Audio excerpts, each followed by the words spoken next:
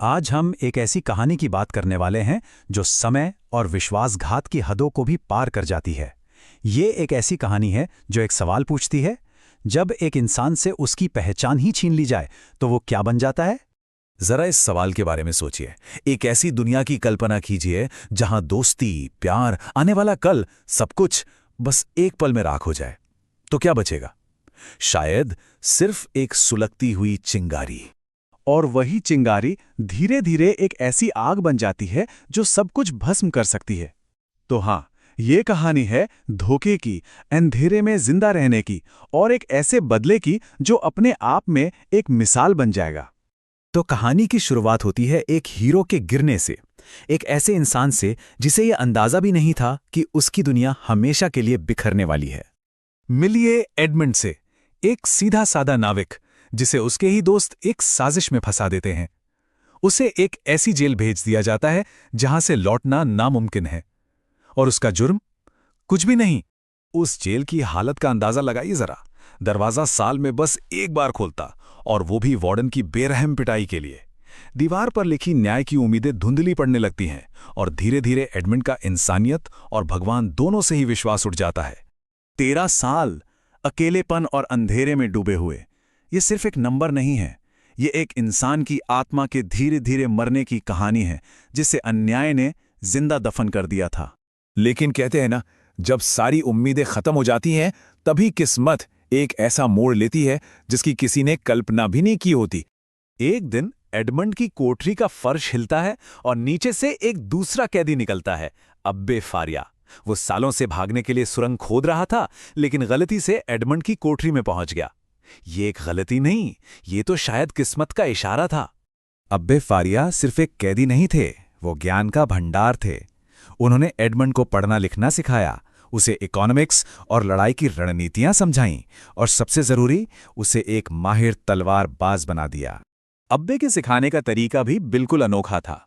उनकी आखिरी परीक्षा थी छत से टपकती पानी की बूंद को जमीन पर लगने से पहले पकड़ना। ये सिर्फ एक एक्सरसाइज नहीं थी, ये एडमंड के दिमाग और शरीर को एक खतरनाक हथियार में बदल रही थी। लेकिन फिर सुरंग धंसने से अब्बे बुरी तरह घायल हो जाते हैं, और मरते हुए वो एडमंड को एक बहुत बड़े खजाने का नक्शा देते हैं, और साथ में एक आखिरी सलाह भी जो उसके भविष्य के हर कदम को परखेगी। और बस यहीं से कहानी पूरी तरह बदल जाती है। वो आम सा नाविक अब मर चुका था, और अब जन्म होने वाला था एक ऐसी हस्ती का जिसे कोई नहीं पहचान पाएगा। एडमंड का भागने का प्लान जितना खतरनाक था, उतना ही शानदार भी। उसने अब्बे की लाश को अपनी जगह लिटा दिया और खुद उस बॉडी बैग में घुस गया। जब गार्ड्स ने उसे चट्टान से समुद्र में फेंका तो उसने खुद को आजाद किया, और उसी अफरा-तफरी में वार्डन को भी खत्म कर दिया। आजाद होने के बाद एडमंड ने अब्बे के बताए खजाने को ढूंढ निकाला। ये सिर्फ सोना चांदी नहीं था, ये ताकत थी, एक ऐसा हथियार जिसका इस्तेमाल सिर्फ एक ही काम के लिए होना था, बदला। तो अब वो भोला भाला एडमंड डॉन्टेस मर चुका था। उसकी जगह ली थी द काउंट ने, एक रहस्यमयी, चालाक और अमीर शख्स जिसका मकसद प्यार नहीं, सिर्फ और सिर्फ बदला था। अब शुरू होती है बदले की असली बिसात। ये कोई लड़ाई नहीं थी, ये एक दिमागी खेल था जिसकी हर चाल सालों पहले सोची जा चुकी थी। काउंट बनकर एडमंड फ्रांस की हाई सोसाइटी में एंट्री करता है। उसकी दौलत और शाही अंदाज की हर तरफ चर्चा होती है, लेकिन ये सब एक मुखौटा था, अपने दुश्मनों को अपने जाल के और करीब लाने का एक तरीका। एक एक करके वो अपने दुश्मनों को उनके ही लालच और घमंड का शिकार बनाता है। एक को सोने के झूठे लालच में फंसाकर पकड़वा देता है, दूसरे से यानी मजिस्ट्रेट विलफोर्ड से चालाकी से उसके पुराने गुनाह कबूल करवा लेता है, जबकि पुलिस छिपकर सब कुछ सुन रही होती है, और अपने सबसे बड़े दुश्मन मोंडेगो को एक नकली खजाने का लालच देकर सड़क पर ले आता है। सारे प्यादे गिर चुके थे, अब बारी थी शाह और मात की। एक ऐसा आमना सामना जिसका इंतजार 13 सालों से हो रहा था। जब मोंडेगो अपने लूटे हुए खजाने को देखने पहुंचता है तो उसे संदूक में सिर्फ रेत मिलती है, और वहीं एडमंड सामने आता है। लेकिन इससे पहले कि आखिरी लड़ाई शुरू हो, एक ऐसा सच सामने आता है जो सब कुछ बदल देता है। मोंडेगो की पत्नी मर्सिडीज बताती है कि उसका बेटा एल्बर्ट असल में एडमंड का ही बेटा है। ये सब कुछ बदल तो देता है, लेकिन नफरत की आग इतनी आसानी से नहीं बुझती।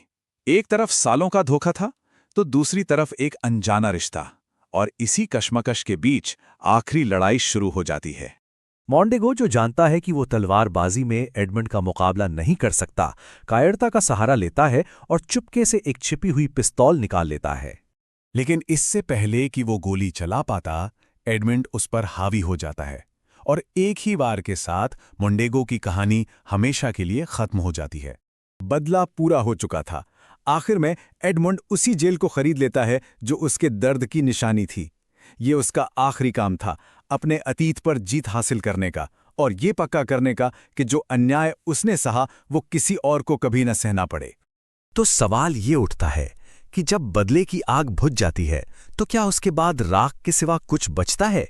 क्या बदला लेने के बाद सच्ची शांति मिल सकती है, या फिर बदले की ये आग इंसान को हमेशा के लिए इतना बदल देती है कि वापसी मुमकिन ही नहीं रहती?